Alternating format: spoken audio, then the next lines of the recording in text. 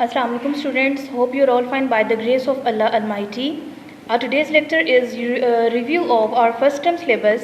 आपने इस first term के सिलेबस में जो तमाम चैप्टर्स पढ़े, जो तमाम आपने नरेशंस, ग्रामर मटेरियल पढ़ा, इसके अलावा जो आपके सिलेबस में एसेज हैं या नरेशंस हैं, उसका भी हम छोटा सा रिव्यू लेंगे।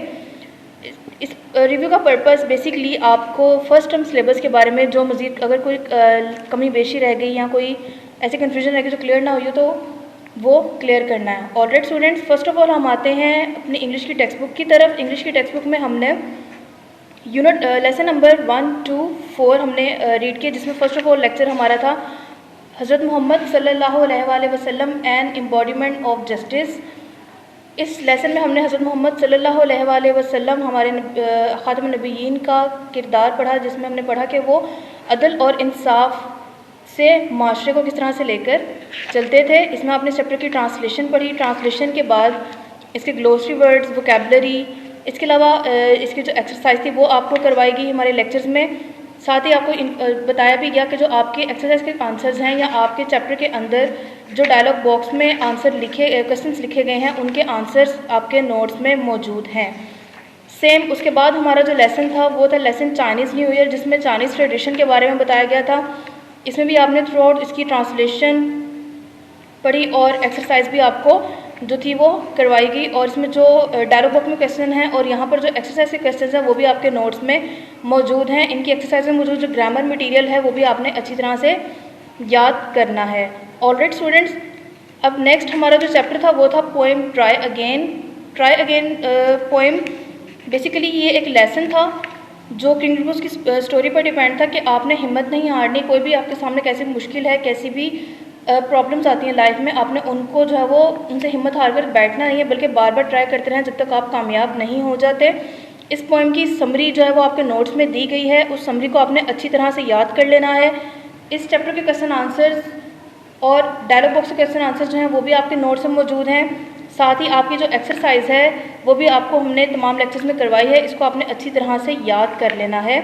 नेक्स्ट क्लास हम आते हैं और next lecture unit number 4 first aid. First aid chapter में हमने पढ़ा कि अगर कोई इंजर्ड हो जाता है, कोई ज़ख्मी हो जाता है किसी एक्सीडेंट की वजह से या कोई चोट लग जाती है, तो हमने उसको फ़र्स्ट एड कैसे देनी है, हमने कौन सी जो मेडिकल इक्विपमेंट यूज़ करने हैं, हमारे फ़र्स्ट एड बॉक्स में फ़र्स्ट एड किट में कौन कौन सी चीज़ें होनी चाहिए और उन चीज़ों को हमने किस तरह से यूज़ करना है, इन तमाम चीज़ों का क्या पर्पज़ है।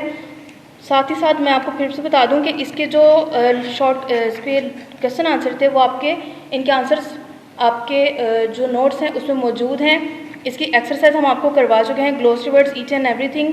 इस जो ग्रामर मटेरियल था वो भी हमने आपको करवाया। ये आपके जो इंग्लिश के लेसन्स थे, 4 लेसन्स, इसमें unit number 1, 2 and 4, unit number 1, 2 and 4 जो थे वो आपके जो चैप्टर्स थे, और ट्राई अगेन जो आपकी पोएम थी, इनके आपने क्वेश्चन आंसर्स को याद कर लेना है। इसके आपने ट्रांसलेशन को याद कर लेना है, ट्रांसलेशन को आपने बामुहावरा करना है। इसके अलावा जो आपके ग्लोसरी वर्ड्स हैं उनको आपने इसी तरह से याद कर लेना है जो कि एमसीक्यूज़ में आते हैं। इसकी एक्सरसाइज भी जो एमसीक्यूज़ में आती है उसको आपने अच्छी तरह से याद कर लेना है। ट्राई अगेन जो पोएम है उसकी समरी आपके नोट्स में मौजूद है और समरी भी आपने बहुत अच्छी तरह से याद कर लेनी है ताकि आपको जो इसको अटेम्प्ट करने में बहुत आसानी रहे। आप जितना अच्छे तरह से इनको याद कर लोगे उतना आपके लिए जो है वो पेपर को अटेम्प्ट करना जो है वो इजी हो जाएगा। जो इन चैप्टर्स की ट्रांसलेशन है हमने आपको गाइड किया था कि वो आपने बामुहावरा जो ट्रांसलेशन है, यानी कि जैसे आपकी टेक्स्ट बुक में लिखी है, आपके नोट्स में लिखी गई है, आपको करवाई गई है, वैसे ही आपने उस ट्रांसलेशन को बामुहावरा लिखना है। अब स्टूडेंट्स हम आते हैं आपके ग्रामर पोर्शन। आपके ग्रामर पोर्शन में फ़र्स्ट ऑफ ऑल अगर हम वर्ब्स को देखें तो वर्ब्स में इस मरतबा फर्स्ट में हमारे पास था present tense. Present tense has 4 forms: present indefinite, present continuous, present perfect and present perfect continuous. Present indefinite tense को यूज़ किया जाता है to use express general statement and describe acts that are habitual और usual. ऐसे acts को बताने के लिए या ऐसे जनरल स्टेटमेंट्स को बताने के लिए जो हमारी डेली रूटीन का पार्ट है, जो हमारी यूजुअल हैबिट्स हैं, जैसे इट रेन्स इन विंटर, सर्दियों में बारिश होती है, दे वर्क ऑल डे। इसके अलावा हम प्रेजेंट इंडेफिनिट टेंस में ही यूनिवर्सल ट्रूथ की बात करते हैं, जैसे the sun sets in the west. तो ये जो स्टेटमेंट है ये यूनिवर्सल ट्रूथ है do you go to school every day, जो हमारी डेली हैबिचुअल को जो हैबिट्स को शो करता है, हैबिचुअल रूटीन को शो करता है। इसके अलावा आगे हम आते हैं प्रेजेंट कॉन्टीन्यूस टेंस की तरफ। Present continuous tense describes an action that is taking place at the time of speaking. Present continuous tense जो है वो ऐसा टेंस है जो हम उसी वक्त जो मौजूदा टाइम में काम कर रहे होते हैं उसको डिस्क्राइब करता है। इट इज़ रेनिंग, बारिश हो रही है। The boys are doing the home task, लड़के अपना घर का काम कर रहे हैं। यानी मौजूदा टाइम में जो काम हम अंजाम दे रहे होते हैं, जो काम, जैसे अब मैं आपको जो है वो लेक्चर डिलीवर कर रही हूँ, आप मेरा लेक्चर सुन रहे हैं, तो ये प्रेजेंट कॉन्टीन्यूस टेंस है। Alright students, present continuous tense में sometime is also use to announce a future event which is already arranged. Present continuous tense में ऐसे फ्यूचर इवेंट की बात की जाती है जो कि ऑलरेडी अरेंज होता है। लाइक होता तो वो फ्यूचर इवेंट है, लेकिन क्योंकि वो अरेंज होता है, वो प्लान्ड इवेंट होता है और बिल्कुल नियर बाय होता है। ठीक है, यानी कि जैसे for she is living for London tomorrow, वो कल लंदन के लिए रवाना हो रही है। ऑलराइट स्टूडेंट्स, अब ये फ्यूचर इवेंट है, लेकिन क्योंकि नियर बाय जो फ्यूचर है, और दूसरी बात है कि ऑलरेडी अरेंज्ड है, तो वो प्रेजेंट कॉन्टीन्यूस टेंस में आएगा। Alright students, they are coming to dinner और Sunday, he is coming back next week. तो ये तमाम के तमाम जो है वो प्रेजेंट कॉन्टीन्यूस में आते हैं। नेक्स्ट है present perfect. Present perfect is use to indicate an action that is completed by a given time और to connect a completed action with the present. Present perfect tense basically क्या होता है कि उसमें एक एक्शन जो बिल्कुल गिवन टाइम में कंप्लीट हो चुका हो और अपनी सेंस में जो है वो प्रेजेंट टेंस में हो। जैसे for example, I have read the books, मैं किताबें पढ़ चुकी हूँ। अब मैं किताबें पढ़ चुकी हूँ शो करता है कि एक एक्शन कंप्लीट हुआ है गिवन टाइम में, यानी कि अब जब तो प्रेजेंट का टाइम था उसमें वो जो एक्शन है वो कंप्लीट हो गया। और to connect a completed action with the present, या ऐसा काम जो अभी किया गया हो उसको प्रेजेंट के साथ कनेक्ट करना। She has sent him book, they have lived in this house, I have not heard from him. ये प्रेजेंट परफेक्ट टेंस की जो है वो एग्जाम्पल्स हैं। नेक्स्ट स्टूडेंट्स, हम आते हैं प्रेजेंट परफेक्ट कॉन्टीन्यूस टेंस की तरफ। Present perfect continuous tense is use to indicate an action that began in the past and still continuing, यानी ऐसा एक्शन जो शुरू तो पास्ट में हुआ लेकिन अब तक जारी है। For example, she has been playing the piano since 2 o'clock, वो 2 बजे से पियानो बजा रही है।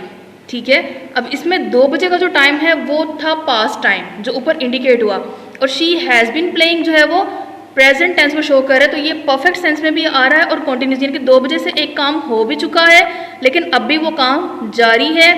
तो ये आता है प्रेजेंट परफेक्ट कॉन्टिन्यूस में। प्रेजेंट परफेक्ट कॉन्टिन्यूस में since is use to indicate the point of time when the action began and for to indicate the period of time lasted up to now, यानी कि since कहाँ use होता है, जहाँ पर point of time, उस वक्त को यानी कि पॉइंट शो किया गया हो कि एग्जैक्ट इसी टाइम जो है वो काम शुरू हुआ। बल्कि इसके अलावा फॉर यूज होता है जब हमने पीरियड ऑफ टाइम, यानी कि एक काम जो हो रहा है वो कितने दौरानिये में, जैसे for 2 hours, 2 o'clock point of time है, 2 hours जो है वो पीरियड ऑफ टाइम है। 2 o'clock यानी कि जहाँ पर पॉइंट ऑफ टाइम 2 o'clock लिखा होगा, मॉर्निंग लिखा होगा, वहाँ पर आप सिंस यूज़ करेंगे। जहाँ पर टाइम ड्यूरेशन लिखी होगी, पीरियड ऑफ टाइम लिखा होगा, जैसे 2 hours, 3 weeks, 4 years, तो बेटा वहाँ पर आपने जो है वो फॉर यूज़ करना है। ये थे हमारे प्रेजेंट टेंस वर्ब्स जो हमने इस टर्म में करने थे।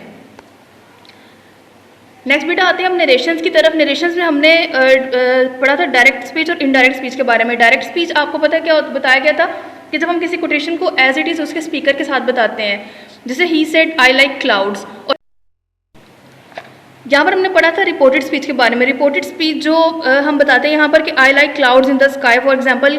अब ये जो स्पीच है ये रिपोर्टेड स्पीच है जो वो बयान कर रहा है। रिपोर्टिंग स्पीच जो है ना वो पर्सन है जो उस चीज़ को बयान कर रहा था। ठीक है, तो ये हो गए हमारी नरेशंस के 2 पार्ट्स जिनको हमने डिस्कस किया था।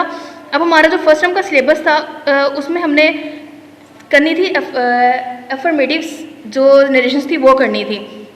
डायरेक्ट को जब इंडायरेक्ट में नरेशन में चेंज करते हैं तो सबसे पहले हम क्या चीज़ करते हैं, हम इन्वर्टेड कोमास को हटाते हैं। इन्वर्टेड कोमास को हटाकर हम जो है वो उसके मुताबिक दैट को कंजक्शन के तौर पर यूज़ करते हैं। इसके अलावा चेंज ऑफ प्रोनाउन होता है, यानी कि आपका जो बाहर जो आपकी रिपोर्टिंग स्पीच है उसका जो प्रोनाउन होगा उसके अकॉर्डिंग हम यहाँ पर चेंजेस करेंगे, और जो आपका यहाँ पर जो वर्ब होगा उसके अकॉर्डिंग हम यहाँ पर चेंजेस करेंगे, जिसको हम चेंज ऑफ टेंस बोलते हैं। इसके अलावा स्टूडेंट्स अब हम आते हैं इन एजर्टिव सेंटेंसेस की एग्जांपल्स की तरफ। इसमें हमने क्या करना है कि एलिमिनेट कॉमास विद दैट जो कंजक्शन है हमने कॉमास के इंस्टेड है वो दैट लगाना है। सेड या से को रिप्लेस करेंगे टेल या टोल्ड के साथ अकॉर्डिंग टू द टेंस। उसमें अगर verbs and pronouns will be change as per requirement of sentence, जैसे हमने पढ़ा कि प्रोनाउन में जो चेंजेस होंगी या टेंस में जो चेंजेस होंगी वो भी इसके अकॉर्डिंग होंगी।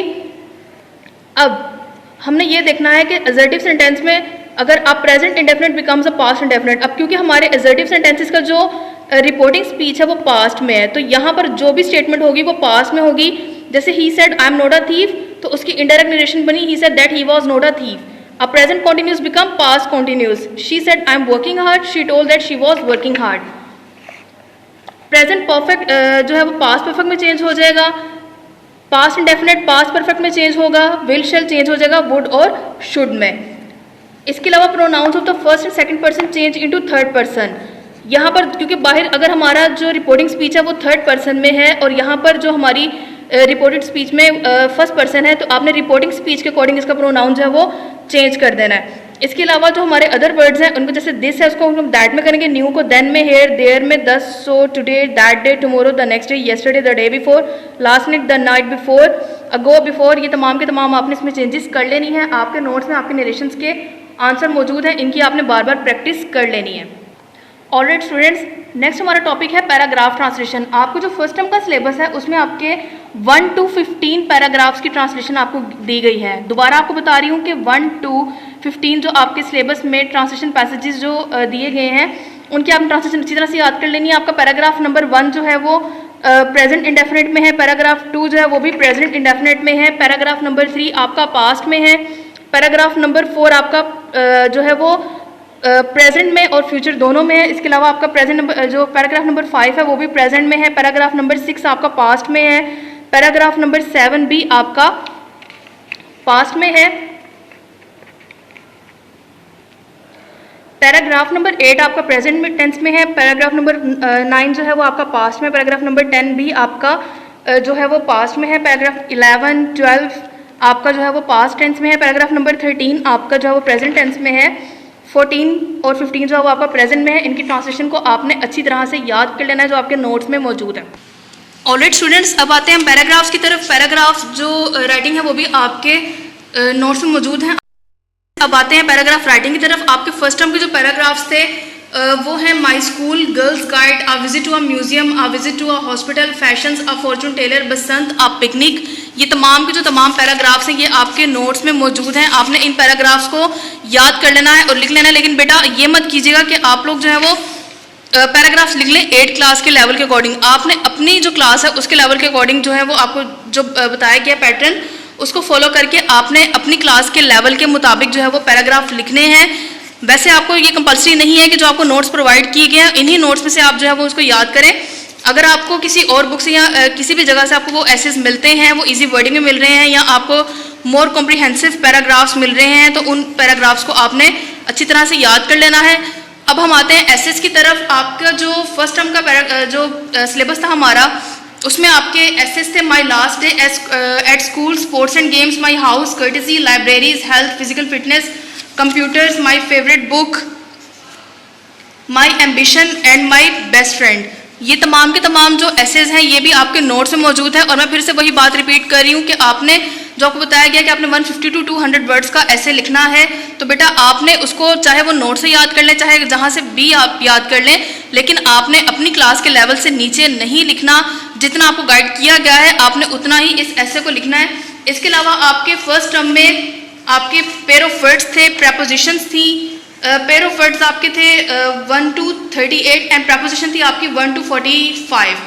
तो बेटा आपने इन प्रेपोजिशंस को और पेयर ऑफ वर्ड्स को अच्छी तरह से याद कर लेना है और आपको जो तमाम फर्स्ट टर्म का सिलेबस है उसको अच्छी तरह से बार बार लिख भी लीजिएगा, याद भी कीजिएगा। जितना आप याद करके लिखेंगे आपकी मिस्टेक्स उतनी ही जो है वो कम होंगी। अपने इस तमाम सिलेबस को आपने अच्छी तरह से रिवाइज कर लेना है। अपना बहुत ख्याल रखिएगा। अल्लाह हाफ़िज़।